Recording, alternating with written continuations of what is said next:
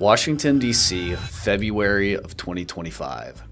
Inside the Social Security Administration, behind gray walls and fluorescent lights, one of the most sensitive databases in the United States is opened to a new group of officials. In that system sits the private details of millions of Americans, names, birth dates, home addresses, work histories, and income records. The legal fight begins almost right away because privacy experts say the government has crossed the line. But by the time judges started responding, the most important part has already happened.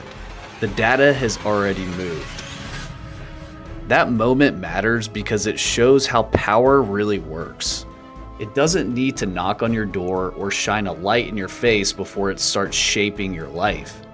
It only needs enough pieces of you in one place and software that can stitch them together faster than any person ever could. That is the world that Palantir was built for.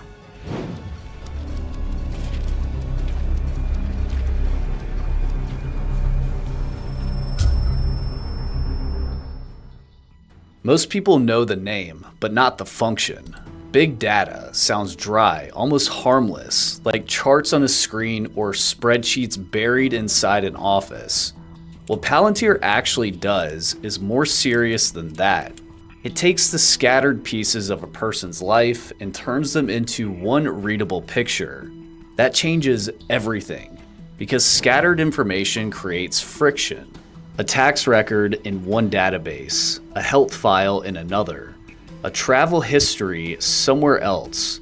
All of that separation slows institutions down. It can be frustrating for governments and companies, but it also protects ordinary people in a quiet way.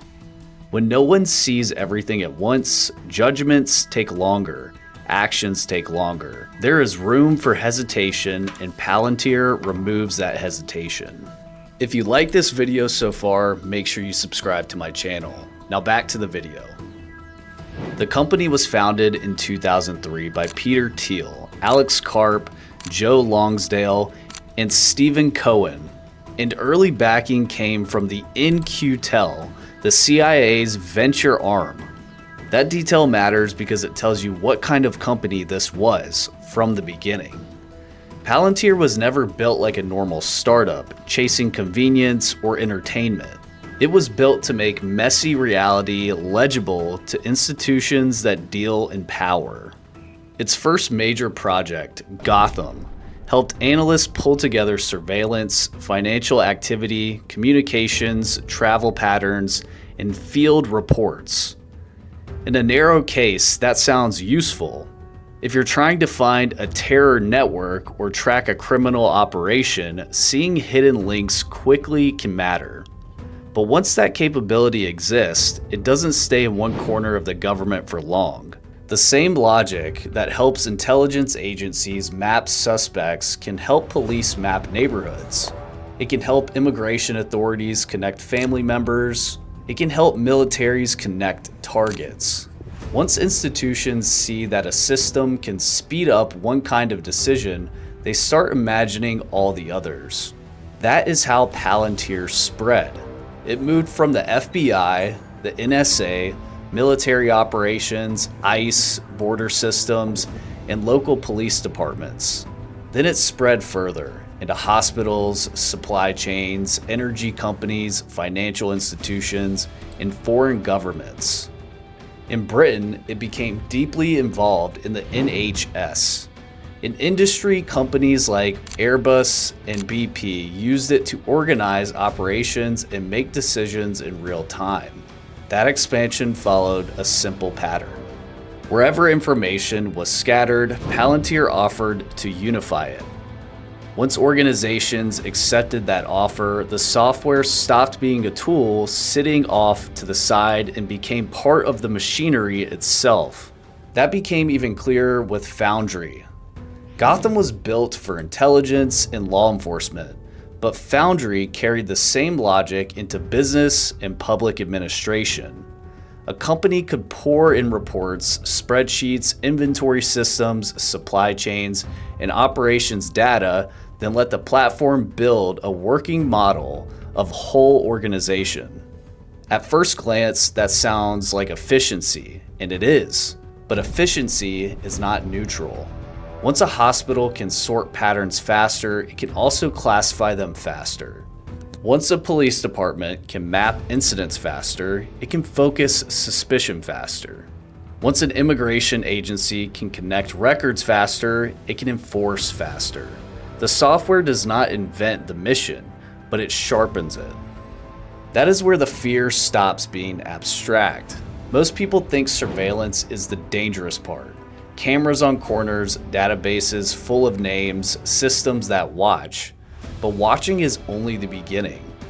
The real shift happens after the information is gathered, because once the data is pulled into one place, it can be modeled. Once it's modeled, it can shape decisions. That means Palantir does not simply help institutions see, it helps them decide. As soon as a person becomes a pattern inside a system, that pattern can be ranked, it can be scored, it can be flagged. A traveler becomes a concern, a neighborhood becomes a hot zone, a patient becomes a category, and a family becomes a network.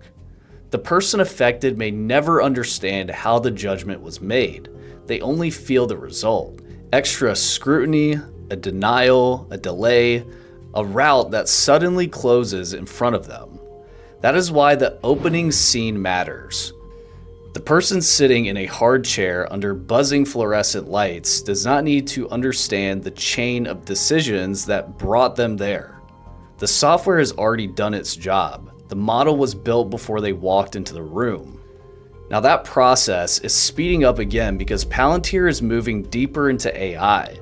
Through its artificial intelligence platform, it is building systems that let users ask plain language questions across huge pools of private or classified information and get answers back almost instantly. That changes the speed of power. Faster answers reduce hesitation. Less hesitation means less room for judgment, context, or second looks. And because the software can draw from so many parts of a life at once, movement, money, health, work, records, relationships, the person being judged may never realize how much of themselves have already been folded into a model. That is when Palantir stops looking like a software vendor and starts looking like an infrastructure. If enough governments, police departments, hospitals, and corporations build themselves on top of that layer, then the company is no longer just selling tools. It's helping shape how institutions interpret reality. The people at the top make that harder to ignore. Peter Thiel has openly questioned whether democracy and freedom always fits together. Alex Karp has spoken proudly about helping allied institutions dominate adversaries. Those views do not automatically determine every use of the software, but they matter because tools are shaped by the people who built them and by the missions they chose to serve. That is why Palantir feels different from a normal tech company. It does not sit beside power, it sits underneath it. So what does Palantir really do? It takes the scattered fragments of human life and turns them into something institutions can read all at once. Once that picture exists, actions become easier. Sometimes that may look like security. Sometimes it may look like efficiency. Sometimes it may look like control. The reason people are terrified is that the same system can do all three. And once it becomes normal, the difference between them starts to disappear. This is not a story about some distant future. This system is already here. The databases are already being connected. The decisions are already being shaped. So, did Palantir take things too far? Let me know what you think in the comments. And if you like this video, subscribe to my channel.